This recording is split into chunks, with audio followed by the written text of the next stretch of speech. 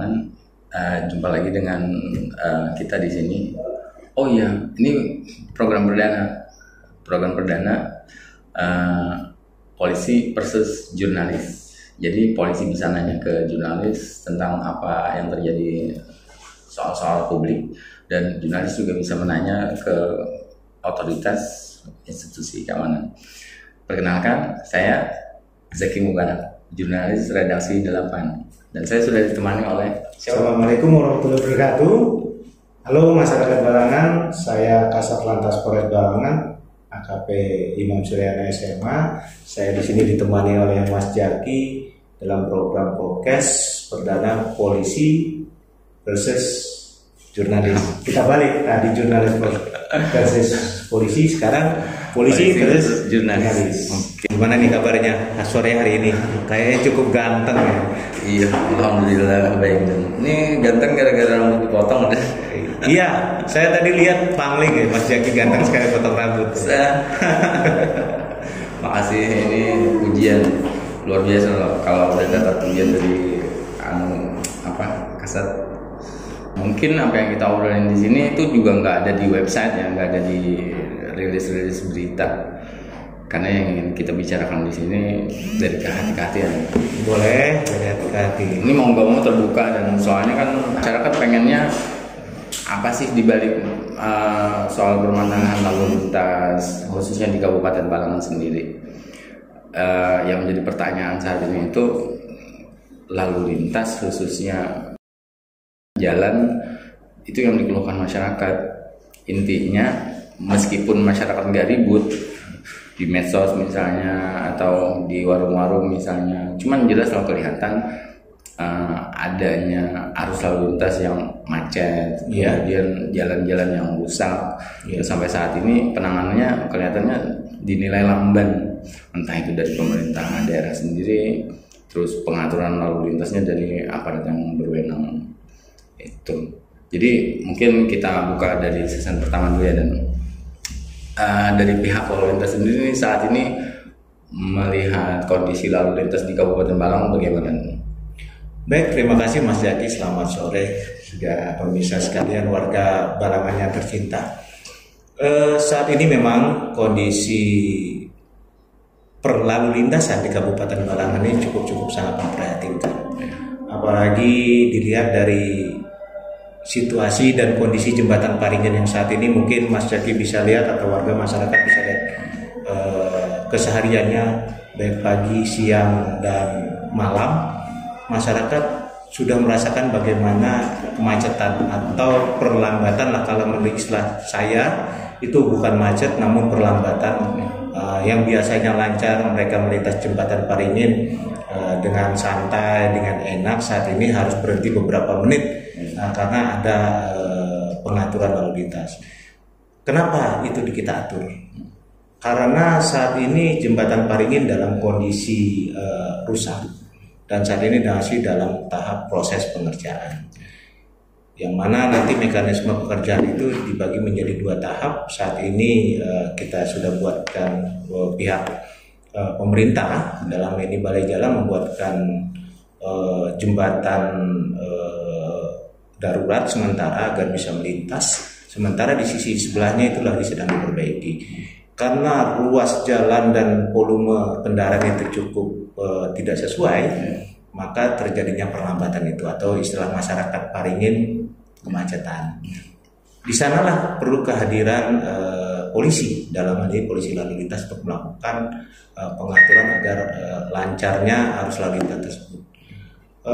Memang benar beberapa hari kemarin atau mungkin 2-3 minggu kemarin sudah kita laksanakan, yang mana kami bekerja sama dengan Dinas Perhubungan, dengan Satpol PP, bahkan rekan-rekan dari TNI untuk terlibat langsung bagaimana melakukan pengaturan penjagaan agar mobilisasi masyarakat dari Bundaran Paringin menuju ke mana, ke arah Batu Piring itu dapat lancar. Itu. Terus informasi yang dapat Mas Jaki maupun warga masyarakat Betawi ini akan berlangsung mungkin 1 bulan ke depan. Ya, terkait dengan kondisi jalan, ini kan karena sudah dirasa masyarakat lebih dari 2 tahun terakhir ya, betul. Masyarakat sendiri sudah maklum dengan kondisi itu. Artinya jalan-jalan yang rusak, kemudian sisi bagian jembatan yang rusak. Mungkin masyarakat sudah maklum soal itu. Cuman yang menjadi pertanyaan dari masyarakat sendiri, penanggulangannya, intinya ini perbaikannya gitu. Artinya kalau misalnya dari pihak pemerintah daerah merilis satu jadwal perbaikan misalnya, itu pada 2021 kemarin rencananya sudah akan memulai perbaikan beberapa jalan alternatif itu, baik yang di lingkar selatan maupun yang di lingkar timur. Tapi sampai saat ini yang di lingkar selatan juga kondisinya hanya sebagian yang bagus ya, hanya sebagian yang sudah ditangani, diperbaiki. Kemudian yang di lingkar timur itu sampai sekarang perbaikan masih dalam proses, artinya untuk dilewati pun masih kendala masyarakat. Nah, kalau untuk apresiasi terhadap aparat ya, masyarakat melihat nih siang malam aparat melakukan penjagaan, pengaturan lalu lintas, dan itu diapresiasi oleh masyarakat. Tapi ya itu tadi, intinya apakah saat ini tuh koordinasi dengan pihak pemerintah daerah, misalnya dari pihak Satlantas di Polres Balangan, itu seperti apa dengan koordinasinya? Anggaplah misalnya kayak ini, dari Satlantas misalnya memberikan masukan kepada pihak pemerintah daerah untuk melakukan rekayasa. Nah, jalan yang mana dulu yang akan diperbaiki, kemudian sementara ini jalan mana dulu yang prioritas untuk diperbaiki, misal begitu. Dan ini jalannya koordinasi bagaimana sih saat ini? Baik, kami saat ini terus melakukan koordinasi, bahkan di forum komunikasi lalu lintas itu selalu kita sampaikan untuk perbaikan jalan baik di lingkar selatan maupun di lingkar timur. Memang benar pada tahap perencanaan di tahun 2021 kemarin memang kita akan melaksanakan perbaikan.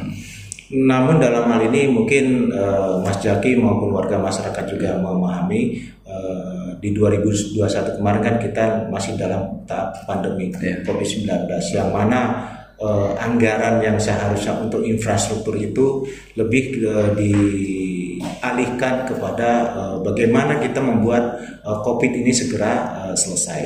Dan alhamdulillah dekat perjuangan kita bersama di 2021, COVID di 2022 sudah mulai landai. Memang benar saat ini pemerintah daerah khususnya Kabupaten Balangan kan sudah melaksanakan beberapa tahapan perbaikan, baik itu di lingkar timur maupun di selatannya, agar jalan itu bisa kembali normal. Dan saat ini pun masyarakat juga mengetahui sudah ada perbaikan kan. Memang kita di sini terus memonitor dan terus memberikan informasi-informasi kepada warga masyarakat agar kepada pemerintah daerah dalam ini PRPP memberikan masukan agar segera perbaikan itu selesai dilaksanakan. Dan informasi untuk lingkar timur insya Allah nanti di akhir September atau di awal Oktober itu akan selesai. Gitu. Nah, terkait proses perbaikan dan karena sudah di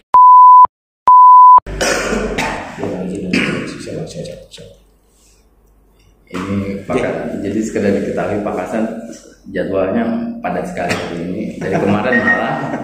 Jadi sekarang aja ditelepon untuk segera ada agenda pertemuan lagi. Tapi ini karena sudah kita rencanakan dari awal ya. Iya betul sekali. Ya harus kita laksanakan ini. Mau tidak mau, suka tidak suka, walaupun padat tetap kita laksanakan. Oke. Jadi ini intinya untuk gambaran aja kepada warga masyarakat mungkin terkait dengan proses perbaikan ini karena sudah dibuka lelangnya kemarin. Jadi prosesnya perbaikan saat ini itu mau nggak mau ada yang berjalan 2 bulan ke depan, ada yang sampai 3 bulan ke depan. Bahkan untuk jembatan sendiri kan.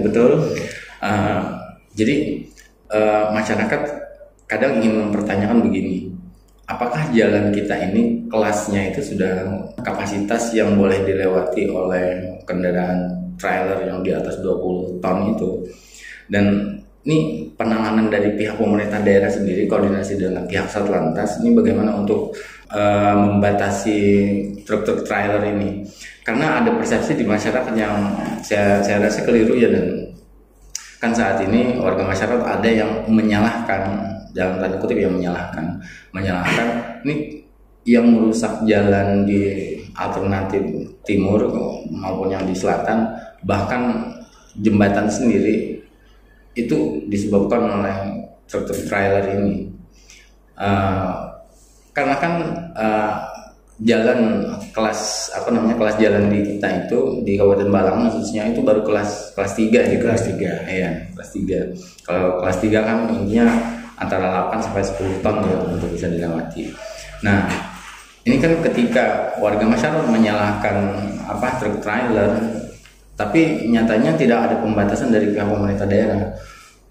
Intinya kan begini, kalau misalnya truk trailer itu mau melintasi daerah Kabupaten Balangan, itu ada pembatasan. Artinya Dishub sama Satlantas melakukan katakanlah kayak semacam pengukuran. Jadi harus ada beberapa fasilitas yang dibutuhkan seperti jembatan timbang. Nah, kemudian kalau misalnya mereka dinilai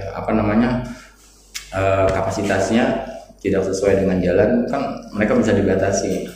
Karena beberapa waktu lalu kan pernah dilakukan itu, dan artinya sosialisasi bahwasanya jalan kapasitas jalan kelas 3, kemudian beberapa daerah ini harus melengkapi kebutuhannya untuk melakukan razia itu. Karena kalau misalnya razia tanpa dilakukan pengukuran dengan jembatan timbang tadi ya sia-sia juga akhirnya.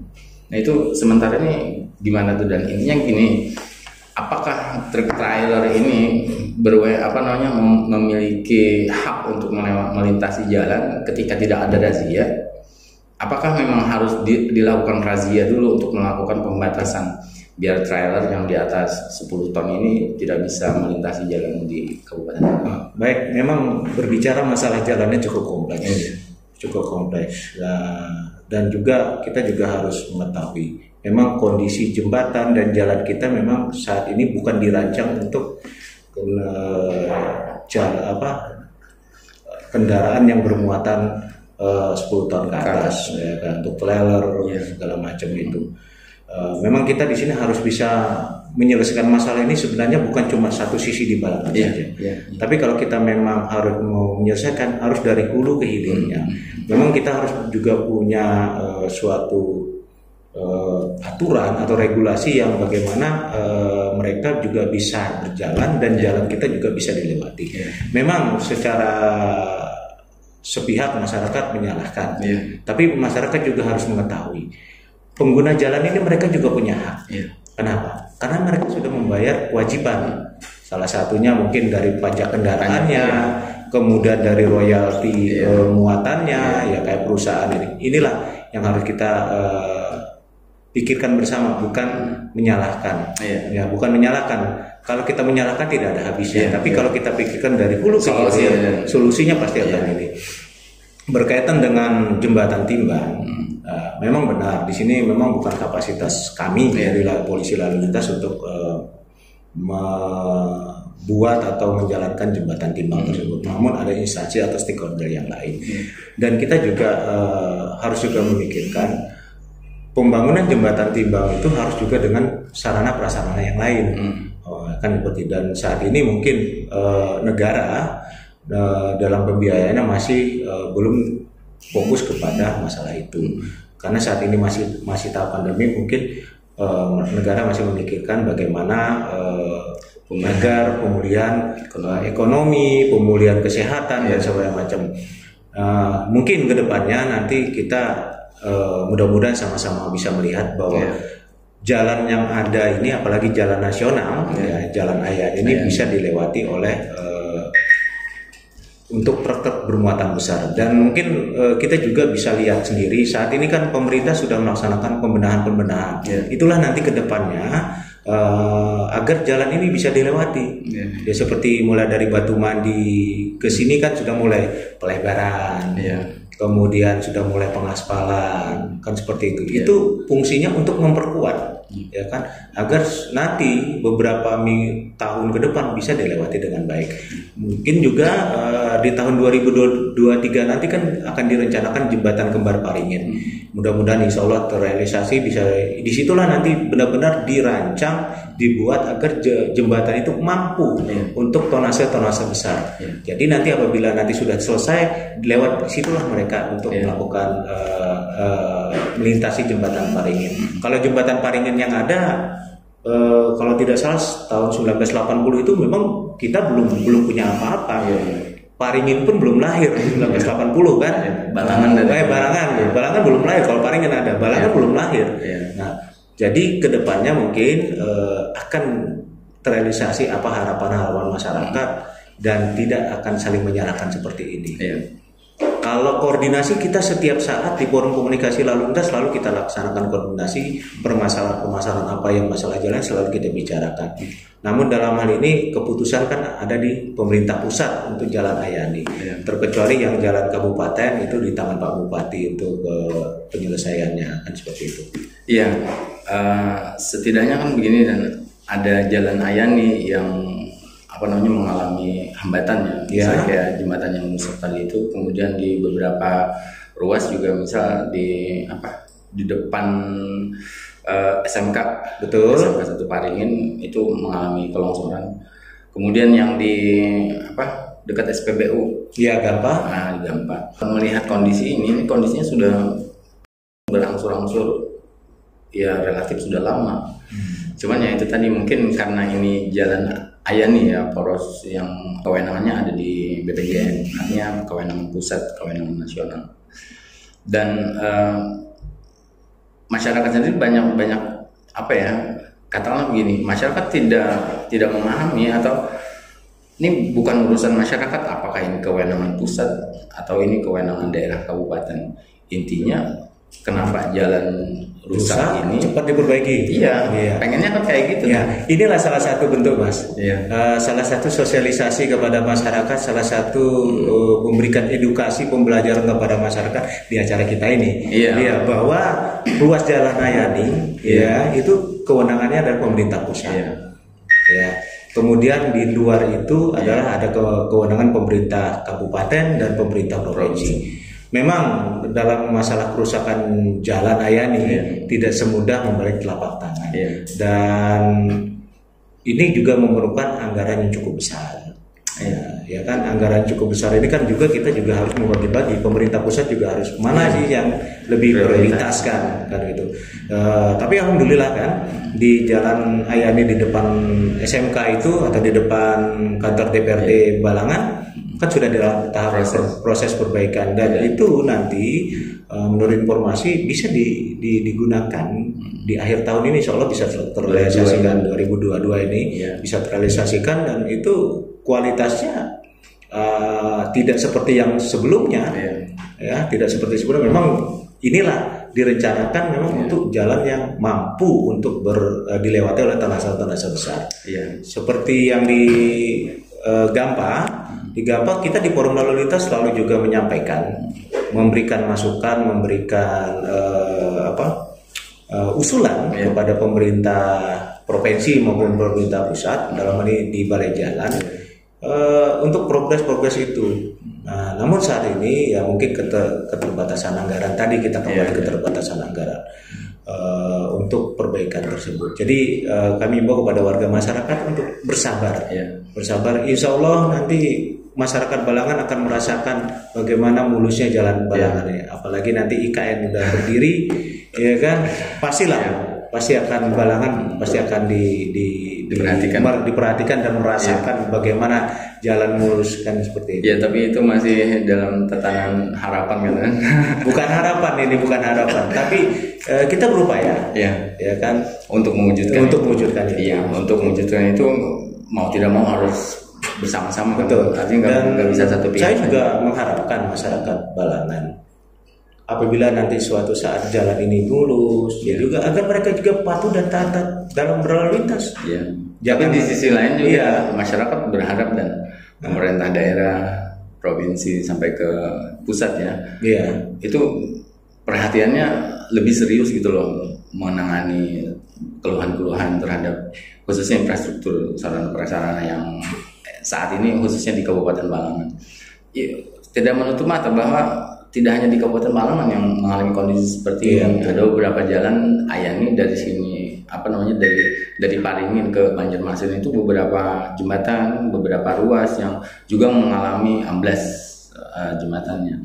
Tapi untuk di Kabupaten Balangan sendiri ini sepertinya kayak ada kayak semacam kenapa jadi susah sekali untuk ditanggulangi. Jadi intinya selain mengedukasi masyarakat kegiatan kita hari ini, dan mudah-mudahan juga ini menyampaikan keluhan sebagai tuntutan ke pihak yang punya otoritas, entah itu pemerintah daerah Kabupaten Balangan, Provinsi Kalimantan Selatan, juga pusat balai jalan. Kan kemarin waktu jalan yang rusak di jalan alternatif itu selama jembatan ini ditutup, kan banyak sekali di situ kecelakaan. Intinya ada masyarakat yang kendaraannya terperosok di situ. Kalau untuk truk trailer itu sudah tidak terhitung lagi. Bahkan ada yang terbalik kan di sana kemarin. Mana? Yang di jalan tanah longsor itu? Yang di timur, bukan yang jalan alternatif kemarin. Jalan alternatif. Iya, semestinya kejadian kemarin itu tuh untuk berikutnya tidak terulang lagi. Ya, semoga. Iya, semoga. Dan bahkan gini, kalau misalnya mau dievaluasi kejadian kemarin itu, ini semestinya jadi satu catatan hitam untuk kegiatan lalu lintas di Kabupaten Balangan. Khususnya kan gini, dan untuk penyedia sarana prasarana ya mungkin dari pihak pemerintah daerah, kabupaten khususnya kalau itu jalan kabupaten. Nah kemudian pihak aparat juga kan kemarin, itu berjibaku banget kan untuk mengatur kegiatan itu, apalagi untuk evakuasi kemarin.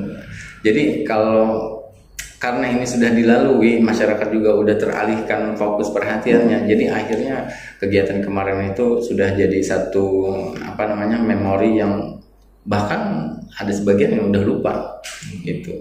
Tapi intinya kejadian kemarin itu tuh kalau misalnya mau dievaluasi benar-benar, ini dalam 1 tahun ke depan kejadian kondisi jalan di sini ini mungkin sudah bisa baik 100%, dan khususnya untuk lalu lintas poros yang transit itu tidak akan menjadi gangguan lagi ke depannya. Catatannya selama ini untuk jalan-jalan yang rawan terjadi kemacetan itu saat ini untuk di Kabupaten Balangan di mana aja? Kalau saat ini sih ya untuk rawan kemacetan ya atau perlambatan mungkin saat ini jembatan jelas di jembatan itu salah satunya. Kemudian di depan SMK. Nah, apalagi kemarin ada Ustaz Somad kan kegiatannya. Namun dalam hal ini bukan berarti dengan ada kemacetan atau perlambatan itu menjadi kendala bagi kami. Bahkan kami merasa senang. Kenapa senang? Disitulah kami bisa turun ke lapangan, bisa membantu masyarakat untuk mengatasi seperti itu. Pelayanan kami seperti itu. Yang kedua, di situ jadi bahan pembelajaran kami agar mengevaluasi kalau suatu saat nanti terjadi seperti ini, antisipasinya bagaimana? Satu. Yang kedua, bagaimana kita mengalihkan arusnya? Bagaimana kita bisa memberikan masyarakat untuk bisa tertib? Intinya kalau kemacetan itu masyarakat bisa tertib, tertib patuh atas apa yang diarahkan petugas. Insya Allah bisa cepat terselesaikan. Contoh kayak pagi tadi, beberapa hari saya evaluasi, saya biarkan, saya lepas kendaraan roda 2 maupun roda 4 dengan semau mereka mendahului siksak segala macam di situ. Ada yang memotong roda 2 untuk menghambat agar mereka cepat. Ini juga lambat. Tapi pagi tadi saya coba suatu metode agar semuanya bisa berjalan, tapi diatur. Pakai pola pakai pola. Mobil misalnya 1 atau 2 unit, di belakangnya beberapa unit kendaraan roda 2. Kemudian setelah itu roda 4 lagi, beberapa unit, baru roda 2 lagi. Itu cepat penanganannya. Kayak tadi dari jam mobilisasi di atas jembatan yang cukup tinggi dari jam 7:30, 8:30, 1 jam udah terurai semua. Nah, jadi intinya di sini bukan cuma ada petugas, juga masyarakat mau patuh dan taat, dan budayakan tertib antri. Kebanyakan orang yang pengen cepat datang ke kantor, satu. Yang kedua, mungkin masyarakat di sini juga harus bisa membiasakan yang biasanya masuk kantor itu 5 menit sebelum bel berbunyi baru berangkat. Cobalah udah mulai membiasakan 1 jam, minimal 1 jam, ya kan, minimal 1 jam gitu, agar mereka juga cepat, ya kan, cepat selesai sampai ke kantor, pulangnya juga sama kan, ya minimal ya dia agar membiasakan. Nanti suatu saat IKN berdiri ini jadi penyangga ibu kota, apa bedanya? Hampir sama dengan Tangerang, Bekasi, Depok, kan seperti itu. Kalau 1 jam lebih dulu keluar dari rumah kemudian berangkat, itu berarti anak-anaknya juga 1 jam lebih dulu. Minimal seperti itu. Jadi harus bisa membiasakan. Mereka ngantar anaknya. Iya. Jadi harus bisa membiasakan gitu. Karena apa? Saat ini kan orang-orang yang di ibu kota negara, di Jakarta kan, yang di daerah-daerah penyangga itu kadang-kadang mereka mengantar berangkat kerja itu sebelum sholat subuh atau setelah sholat subuh, agar mereka tidak terhambat atau terkena kemacetan. Sama juga ini pembelajaran, latihan kering lah istilahnya itu kan. Seperti itu. Tapi yang intinya gini, mereka tidak, yang jelas mereka mau tertib saja, mereka mau mematuhi saja apa yang diarahkan oleh petugas. Itu cepat selesai. Gitu. Karena kan begini, petugas itu sebelum turun itu sudah masing-masing sudah ada protapnya, dan artinya masing-masing sudah membawa satu kayak semacam konsep yang sudah disepakati, pengaturan lalu lintasnya, kemudian pembagian jalurnya juga. Jadi akhirnya solusi dari pihak petugas yang akan turun ke lapangan itu sudah dipikirkan, dan itu sudah jadi semacam perencanaan melalui kajian-kajian. Jadi intinya perlu diketahui kalau misalnya ada petugas yang ngatur-ngatur, itu bukan memperlambat atau bukan ingin menghambat, ini malah ingin memperlancar kan gitu. Betul. Kebanyakan masyarakat yang tidak mau, saya contoh kayak pagi tadi saya dia pengen cepet, akhirnya apa? Saya suruh berhenti. Kamu ikut rombongan yang berikutnya, jadi agak terlambat. Kan gitu, karena apa? Dia maunya ngambil siksak gitu, nyalip atau menghambat yang lain, kan kasihan gitu. Karena kalau kemacetan yang kemarin dirasakan ini memang kan terjadinya mendadak, dan kemudian juga ini kayak semacam masyarakat di sini kalau untuk dimanapun mungkin pengguna jalan pasti ego sudah kalau sudah di jalan, apalagi macet. Kalau pagi sih lagi press, tapi kalau udah siang-siang kayak gini, itu mau pulang nih harus makan, atau nih mau beli makan dulu, atau mau pulang ke rumah nih mau masak dulu misalnya, ini udah tuh ego sudah. Jadi secara psikologis juga mempengaruhi kondisi jalan, pikiran mau cepat pulang, diatur lagi oleh petugas, disuruh tunggu atau disuruh nanti, ini disuruh mungkin gitu. Ya memang ego kita di jalan tuh memang saya pun kadang-kadang juga sama merasakan seperti itu. Kalau kan itu wajar wajar aja. Tapi itu tadi kita harus juga memikirkan di jalan itu bukan cuma kita. Di jalan tuh ada hak orang lain, kan gitu. Jadi bukan hak kita saja, tapi ada hak orang lain. Kewajiban kita apa? Jadi kita juga harus seimbang antara hak dan kewajiban. Jadi semua di jalan itu bisa terlewati dengan baik. Seperti itu. Kalau cuma ego kita yang ditonjolkan, nggak akan habis-habisnya seperti ini. Jadi intinya gitu. Ini mungkin untuk beberapa bulan ke depan aja. Betul, mungkin di akhir September maupun awal Oktober mungkin sudah bisa terselesaikan dengan baik. Artinya rutinitas teman-teman atau saudara-saudara yang melintasi Jalan Ayani di Padingin khususnya, ini gangguan seperti ini tuh untuk kenyamanan nanti juga gitu. Artinya saat ini tuh jalan yang rusak itu bukan dibiarkan, bukan tidak ditangani, tapi masih dalam proses penanggulangan. Tapi hanya saja itu dan sosialisasi atau kayak semacam informasi dari pihak pemerintah daerah, juga dari Satlantas ini yang dibutuhkan.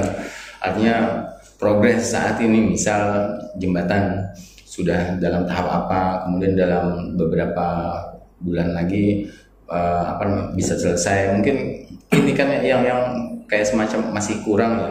Ya mungkin masyarakat sendiri yang membutuhkan informasi itu, tapi juga informasi ini yang kadang itu tadi belum bisa dipastikan kan, sepertinya seperti itu. Apalagi untuk jembatan ya dibutuhkan kajian mendalam gitu kan. Tidak seperti sekedar memperbaiki jalan biasa ya. Betul. Iya. Karena jembatan ini kan tidak sembarangan dibuat, Iya. kan seperti itu. Kayak ini tadi itu saya lihat dalam beberapa minggu ini kan progresnya baru masih pembongkaran lantai yang rusak kemarin. Iya. Itu nanti besi-besinya dirapikan, diperbaiki lagi, kemudian lantai jembatan itu akan dibuat kembali, seperti itu. Nah, dan nanti setelah itu baru dilakukan dikasih semen lagi, di semen lagi, di aspal lagi. Ya, itu. Terus nanti kalau sudah selesai yang saat ini diperbaiki, maka akan bergeser. Untuk himbauan kepada masyarakat mungkin saat ini kita sudah sering sudah memasang baleho, papan informasi bahwa itu untuk roda 2 dan roda 4 saja. Untuk roda 6 ke atas saat ini memang kita tidak perbolehkan. Dan saat ini untuk roda 6 ke atas itu bisa melalui jalan nasional yang lain, seperti itu. Dari Tabalong ke HST. Namun kadang-kadang ada yang masyarakat yang tidak tahu, mungkin yang di luar daerah.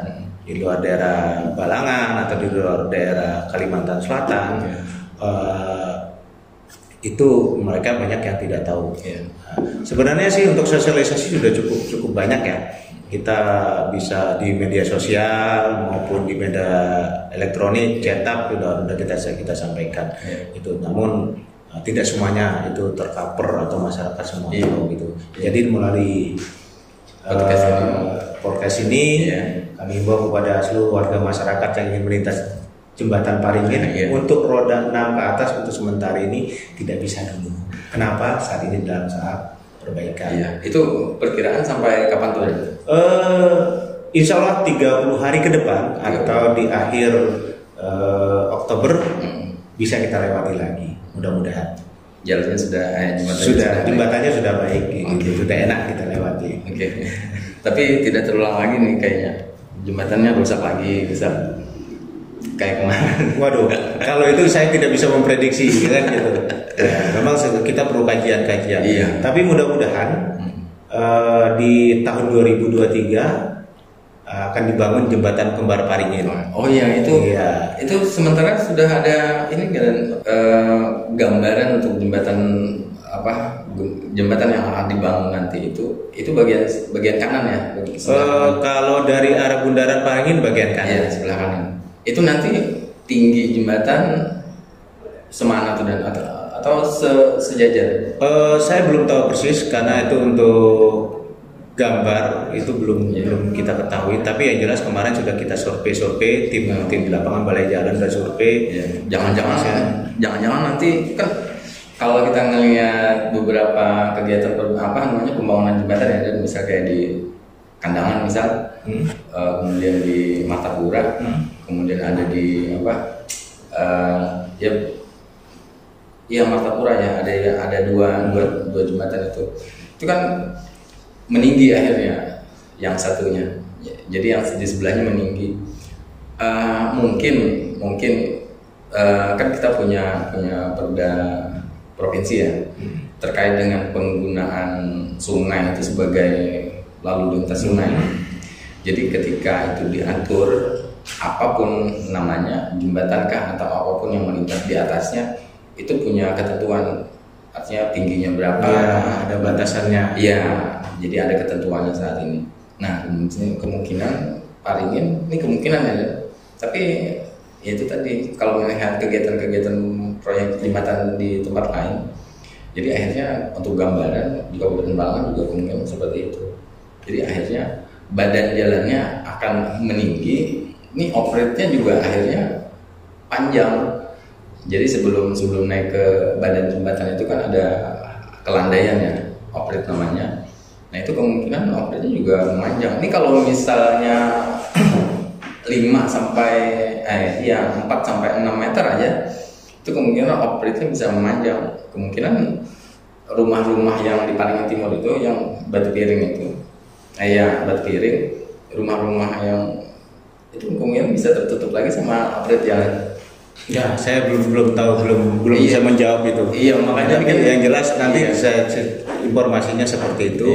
Nanti kita lihat saja. Mungkin ini bisa Mas Jaki sampaikan kepada instansi yang lain untuk menjawab bagaimana bentuk, bagaimana ketinggian, bagaimana off-roadnya segala macam.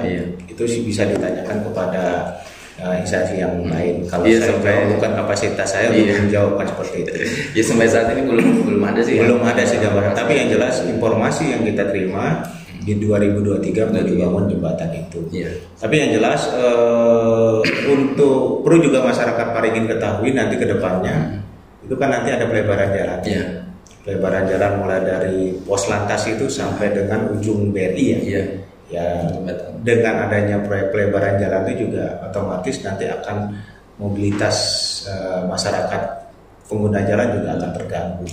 Ya, jadi mohon juga kesabaran, mohon juga kelapangan dadanya apabila nanti di jalan akan terganggu seperti itu. Ya, jangan sampai nanti dengan adanya proyek atau pembangunan ini jadi masalah. Nah, itu. Ini semuanya dilakukan oleh pemerintah, baik itu pemerintah pusat maupun pemerintah daerah untuk kesejahteraan, kenyamanan untuk masyarakat semua, bukan hanya untuk kenyamanan satu golongan saja seperti itu. Jadi kalau masyarakat di Kabupaten Balangan saat ini itu sudah menyadari bahwasanya ini perlu ada penataan secara khusus, serius dan maksimal terkait dengan kawasan kota, misalnya kota Paringin misalnya, masyarakat memang berharap nih adanya satu penataan secara khusus, baik dari jalan, kemudian kawasan-kawasan misalnya kayak kawasan perekonomian, kawasan pemukiman, berikut juga fasilitas publik. Masyarakat sudah paham soal itu. Cuman ini tadi sosialisasi ke masyarakat atau sosialisasi dari pemerintah daerah sendiri secara terbuka yang dapat mudah diakses oleh masyarakat itu yang sepertinya kurang. Kalau di website, di beberapa berita, di beberapa media itu sudah pernah disampaikan. Hanya saja itu tadi. Kalau saya melihat dan ini kayak inovasi dari pemerintah daerah sendiri untuk menyampaikan informasi ini biar mudah diakses. Cuman itu aja sih. Misalkan kayak Satlantas sendiri di Polres sendiri. Ini kan untuk menyampaikan informasi ke masyarakat, kalau saya ngeliat sih inovasinya udah banyak banget, macam-macam dari Instagram misal. Ini kan pengguna Instagram di Kabupaten Balangan, untuk masyarakat sendiri, untuk di daerah sini, untuk usianya kan itu ditentukan. Nah begitu juga sosial media Facebook, YouTube misalnya. Penyampaian secara langsung misalnya ke forum-forum masyarakat, pertemuan di mana saja kan biasanya ada. Nah kalau saya melihat sih itu khusus untuk penataan kota, saya pikir masyarakat akan maklum. Kalau misalnya besok itu ada pelebaran jalan, masyarakat akan maklum. Ada hambatan, ada gangguan, maklum. Cuman posisinya akhirnya ketika masyarakat itu bingung, ini ngapain lagi sih pemerintah? Ini proyek apa lagi sih? Kan gitu jadinya. Kalau misalnya ini diinformasikan misal beberapa bulan sebelum misal itu diinformasikan secara terbuka misal dengan medium yang mudah diakses misal. Jadi kan akhirnya masyarakat bisa menerima informasi itu gitu. Jadi intinya kalau saya sih dan beberapa masyarakat kebanyakan khususnya di Kabupaten Balangan itu akan sangat maklum ketika ada proyek, entah itu pelebaran jalan atau penataan kawasan, itu akan sangat maklum. Karena ke depan hasil dari proyek ini akan akan dapat kepada masyarakat juga. Masyarakat juga yang menikmati. Masyarakat yang menikmatinya. Ya sama ya, ini kan apabila nanti lebar jalan, perbaikan jembatan, itu masyarakat Balangan juga, masyarakat Paringin juga yang menikmati. Kalau saya sih di sini paling 1 tahun ke depan mungkin tidak di sini kan. Jadi itu tolong juga melalui media ini juga biar masyarakat juga bisa memahami, menyadari nanti akan ada pembangunan itu. Ini salah satu bentuk sinergitas kami Polres Balangan dengan Kabupaten Balangan menyampaikan informasi-informasi tersebut. Ya, mungkin dari sudut kacamata Mas Jaki saat ini kabupaten belum begitu maksimal memberikan informasi. Ya, inilah salah satu bentuk bantuan atau kinerja Polres dengan kabupaten pemerintah daerah untuk itu.